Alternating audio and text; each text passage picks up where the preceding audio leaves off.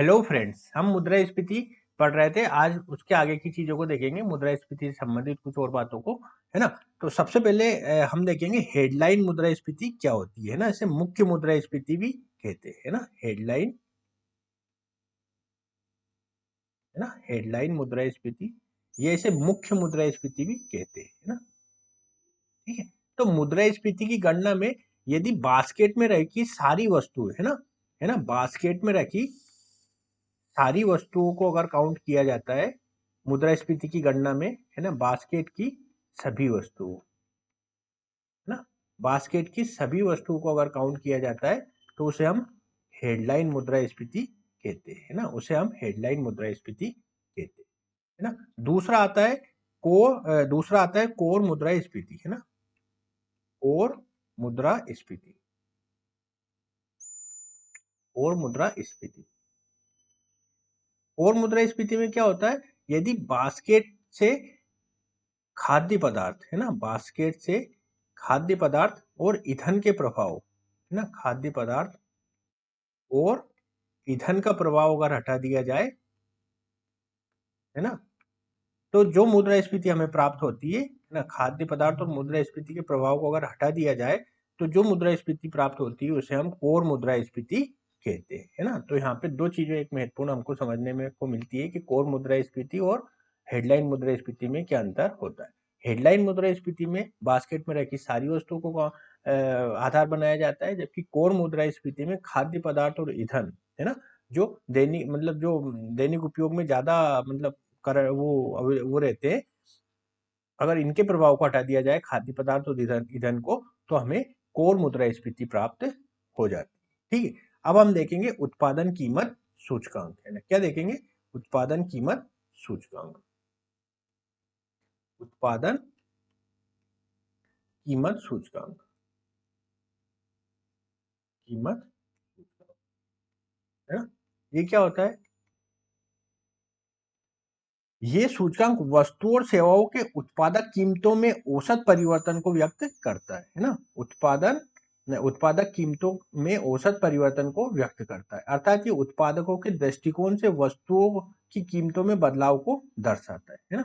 इस सूचकांक में उत्पादन की मूल कीमतों का प्रयोग किया जाता है, जैसे उत्पादन के कारकों की लागत अर्थात टैक्स, परिवहन लागत आदि इसमें शामिल, है ना, शामिल नहीं किया जाता है। क्या क्या टैक्स वगैरह परिवहन लागत इसमें शामिल नहीं किया जाता।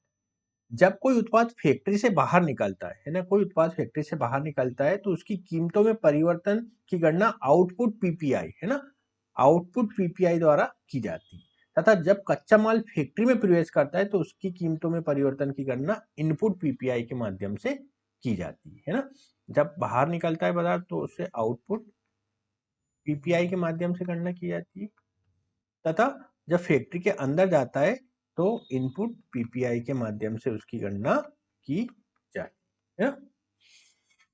अब हम देखेंगे आवास कीमत सूचकांक। क्या देखेंगे?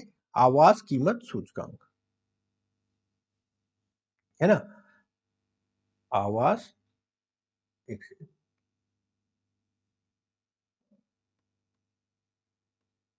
आवास कीमत सूचकांक, ठीक है। क्या होता है?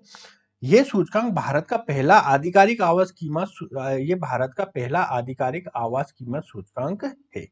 इसकी शुरुआत वित्त मंत्रालय के आदेश पर एनएचबी द्वारा 2007 में की गई। कब की गई? 2007 में, है ना। 2007 में इसे प्रारंभ किया गया। यह सूचकांक सूक्ष्म स्तर पर शहरी, राष्ट्रीय स्तर पर सूक्ष्म स्तर पर शहरी स्तर, राष्ट्रीय स्तर पर आवास कीमतों में परिवर्तन की गणना करता है। एनएचबी द्वारा यह गणना तिमाही आधार पर की जाती है ना। तीन मतलब गणना कैसे की जाती है? तिमाही आधार पर की जाती है, तिमाही आधार पर की जाती है। यह सूचकांक भारत के विभिन्न शहरों में आवास कीमतों में परिवर्तन की जानकारी देता है ना। इसके माध्यम से विभिन्न निर्माता बैंक निवेश संबंधी निर्णय लेने में सही जानकारी प्राप्त कर पाते हैं, है ना। इसमें दो सूचकांक शामिल होते हैं। कौन कौन से शामिल होते हैं? आवास मूल्य सूचकांक, कौन सा होता है? पहला आवास मूल्य सूचकांक,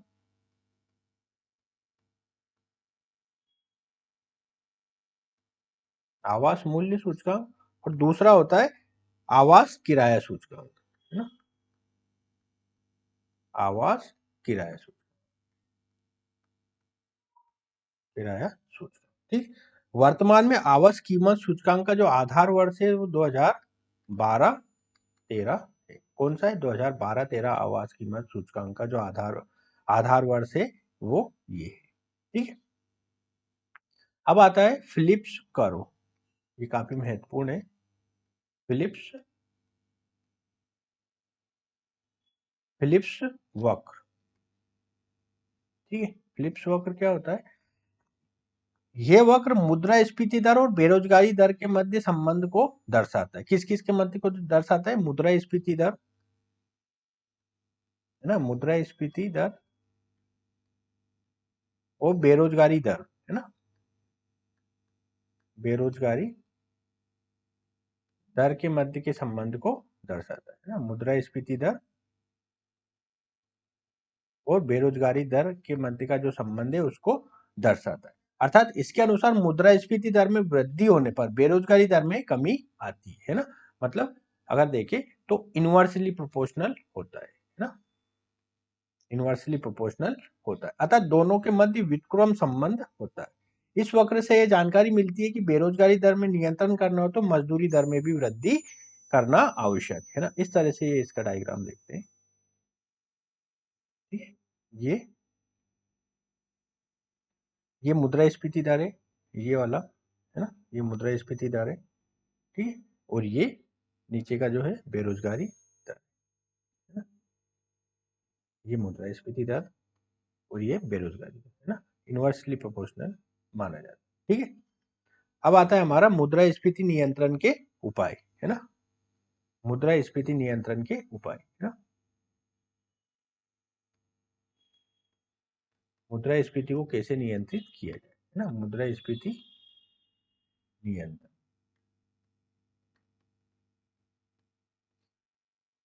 ठीक है। मुद्रास्फीति नियंत्रण दो तरीके से हम कर सकते हैं, एक तो मांग पर नियंत्रण और दूसरा आपूर्ति पर नियंत्रण, है ना, मांग पर नियंत्रण और दूसरा आपूर्ति पर नियंत्रण। मांग पर नियंत्रण कैसे कर सकते हैं? कठोर मौद्रिक नीति, है ना, कठोर मौद्रिक नीति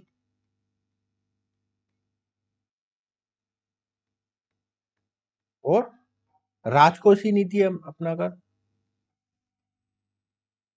राजकोषीय नीति, ठीक है।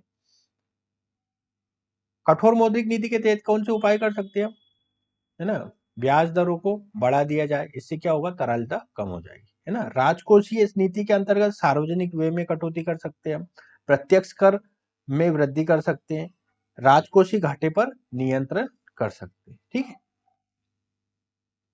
अगर आपूर्ति का पक्ष देखें तो आपूर्ति में हम देखते हैं प्रशासनिक उपाय कुछ, है ना, प्रशासनिक उपाय में जैसे आवश्यक खाद्य वस्तुओं के बारे में स्टॉक में वृद्धि तथा सहकारी संगठनों के माध्यम से उसका वितरण, आधारभूत संरचना में सुधार, है ना, जमाखोरी पर नियंत्रण, ये सब आपूर्ति पक्ष के तरफ से माना जाता है,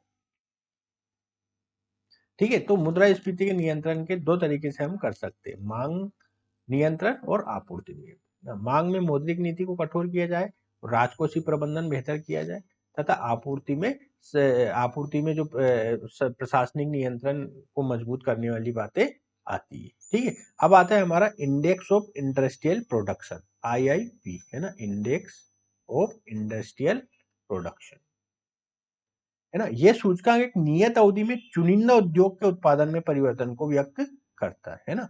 यह सूचकांक एक नियत अवधि में चुनिंदा उद्योगों के उत्पादन में परिवर्तन को व्यक्त करता है, अर्थात ये औद्योगिक निष्पादन का पैमाना है ना, औद्योगिक, ना, उद्योगों का निष्पादन, है ना, औद्योगिक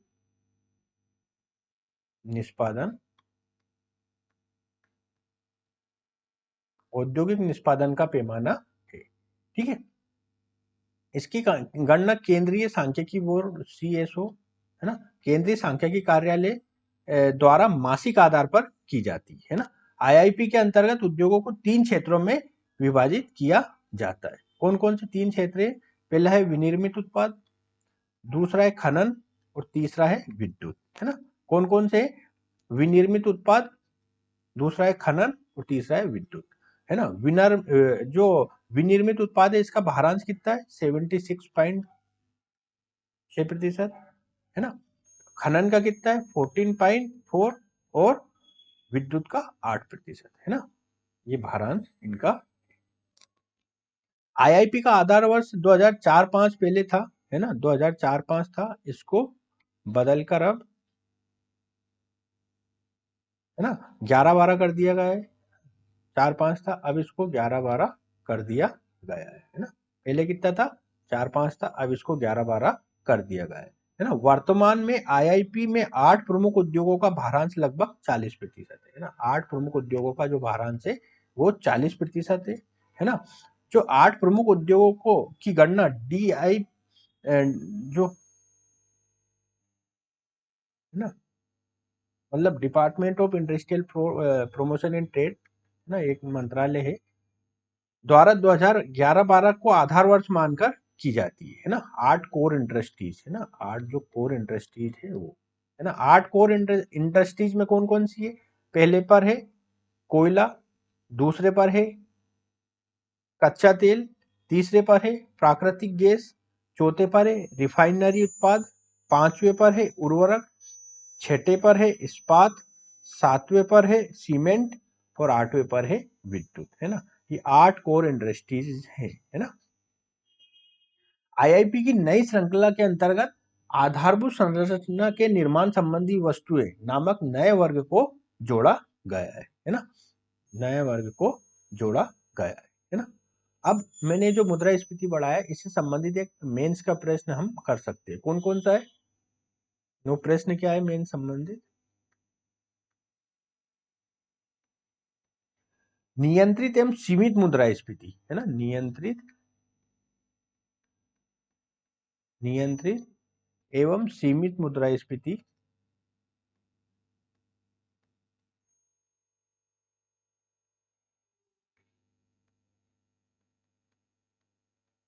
सीमित मुद्रास्फीति आर्थिक विकास के लिए आवश्यक है। आर्थिक विकास के लिए, विकास के लिए आवश्यक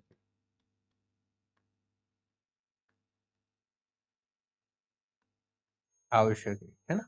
इस संदर्भ में सरकार, है ना, इस संदर्भ में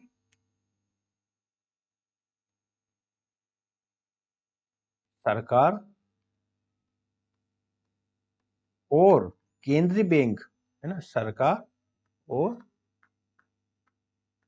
केंद्रीय बैंक, है ना, अर्थात आरबीआई, है ना, केंद्रीय बैंक,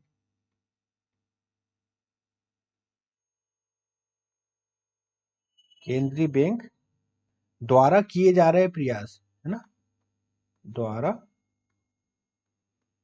किए जा रहे प्रयास की समीक्षा कीजिए, की समीक्षा की।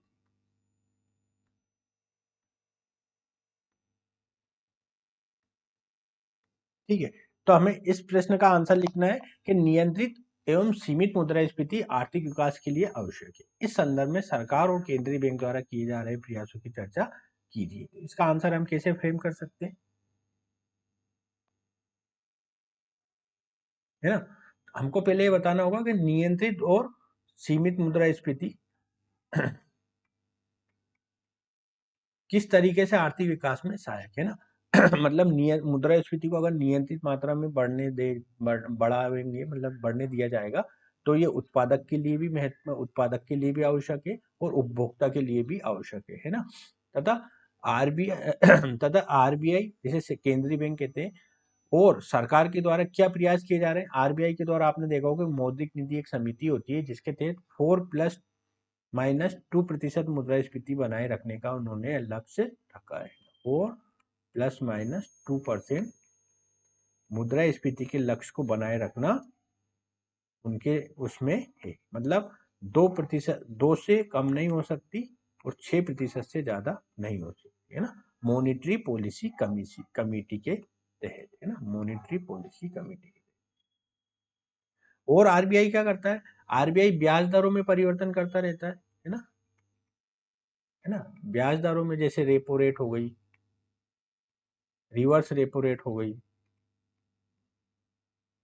है ना, सीआरआर, एसएलआर, है ना, ये बैंक रेट्स में वो कम ज्यादा करता रहता है ना। जब कठोर मौद्रिक नीति अपनानी रहती है तो ये बैंक दरें होती है इनको बढ़ा दिया जाता है, तथा जब सस्ती मौद्रिक नीति बाजार में पैसे का फ्लो करना रहता है तो बैंक दर को कम, मतलब इन रेट्स को कम कर दिया जाता है ना। तो इस हिसाब से वो संतुलन बना के रखता है कि ना तो मार्केट में ज्यादा कैश फ्लो तरलता ना तो ज्यादा बढ़ पाए ना ज्यादा कम हो पाए, है ना। आर्थिक विकास को बनाए रखने के लिए वो नियंत्रित जो रेट से उनको लागू करता रहता है, ठीक है। ये तो हुई केंद्रीय बैंक की बात। अब हम देखें सरकार के द्वारा क्या उपाय किए जाते हैं, है ना, सरकार के द्वारा क्या उपाय किए जाते हैं, है ना, ठीक है। सरकार के द्वारा ऋण दिए जाते हैं, है ना, व्यवसाय करने के लिए, ठीक है। विभिन्न प्रकार की योजनाएं लागू की जाती है ना, योजनाएं लागू लागू की जाती है, ठीक है। टैक्स में राहत दी जाती है ना, टैक्स में राहत दी जाती है, ठीक है। और बाजार में मतलब अनुकूल माहौल बनाया जाता है ना, अनुकूल माहौल बनाया जाता है निवेशकों के लिए, है ना, अनुकूल माहौल का निर्माण किया जाता है निवेशकों के लिए, ठीक है। हाल ही में इस संबंध में आपने देखा होगा कि जीएसटी, है ना, गुड्स एंड सर्विस टैक्स के माध्यम से जो टैक्स संरचना को आसान बनाने का प्रयास किया गया है, ठीक है। सिंगल विंडो क्लियरेंस, है ना, सिंगल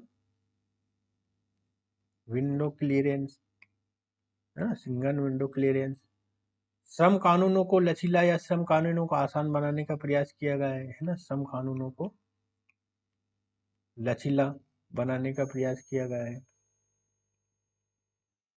ठीक? सरकार डिजिटल इंडिया को बढ़ावा दे रही है, इससे क्या होगा, भ्रष्टाचार में कमी आएगी, है ना, डिजिटल इंडिया को बढ़ावा दे रही है, ठीक है।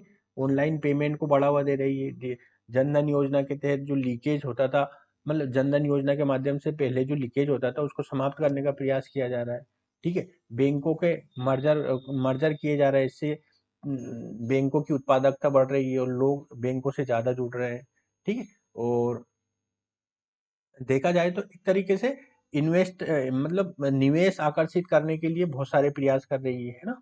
और ईज ऑफ डूइंग बिजनेस के माध्यम से भी जो बिजनेस करने के लिए लोगों को प्रेरित कर रही है ना। सर्विस सेक्टर, कृषि से प्राथमिक क्षेत्र, द्वितीय क्षेत्र, तृतीय क्षेत्र सब में भारत मतलब तेजी से अग्रसर है ना। $5 ट्रिलियन की अर्थव्यवस्था को प्राप्त करने में भी भारत तेजी से कार्य कर रही है ना। $5 ट्रिलियन की अर्थव्यवस्था को, कितनी, 5 ट्रिलियन डॉलर की अर्थव्यवस्था प्राप्त करने के लिए भी भारत अग्रसर है ना। और भारत को जो विकसित भारत बनाना है ना, विकसित भारत बनाने का लक्ष्य रखा है @2040, मतलब 2047 तक, जब भारत आजादी का 100वीं वर्षगांठ मनाएगा, जब भारत को विकसित बनाने की परिकल्पना की गई है ना। तो ये सब हमको एक सुव्यवस्थित तरीके से लिखकर आंसर देना है, ठीक है। तो आज हमारा ये मुद्रास्फीति वाला चैप्टर समाप्त होता है। अगले वाले वीडियो में हम राष्ट्रीय आय के बारे में पढ़ेंगे। तब तक के लिए नमस्कार।